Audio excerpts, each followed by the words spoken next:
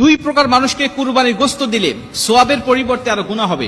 রাসূল সাল্লাল্লাহু আলাইহি ওয়াসাল্লাম স্পষ্টভাবে আমাদেরকে বিষয়টা জানিয়েছেন। একাধিক হাদিস এবং বুখারী এবং মুসলিম শরীফের মধ্যেও এই হাদিসটা বর্ণনা করা হয়েছে যে দুই প্রকার মানুষ আছে এমন, যাদেরকে কুরবানির গোশত দিলে আমার কুরবানি কবুল হবে না এবং সোয়াবের পরিবর্তে গুনাহ হবে।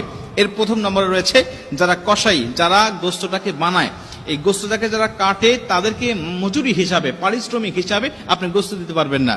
তারা যেহেতু পরিশ্রম করেছেন, কষ্ট করেছে, এর জন্য তাদেরকে পারিশ্রমিক দিতে হবে, তবে গোশত নয়। আপনি তাদেরকে টাকা পয়সা বা অন্য কোনো চুক্তি তাদের আপনি দিতে পারবেন, কিন্তু ওই কুরবানির পশু থেকে আপনি তাকে কিছুই দিতে পারবেন না। আমাদের সমাজে অনেকে দেখা যায় যে কুরবানির সারাদিন কাটাকাটি করছে, তাকে 4টা পাও দিয়ে দিল বা 2টা পা দিয়ে দিয়েছে, মাথাটা দিয়ে দিয়েছে, গরু ভুঁড়িটা দিয়ে দিয়েছে, এরকম একটা শর্ত দিয়ে আমরা তাদেরকে কাজে নিয়োগ দেই। আল্লাহ রাসূল সাল্লাল্লাহু আলাইহি ওয়াসাল্লাম বলছেন, লা ইউতা ওয়া লা ইউতা ইল্লা লিজাযারাতিহা শাইআ, পারিশ্রমিক হিসাবে তুমি কুরবানি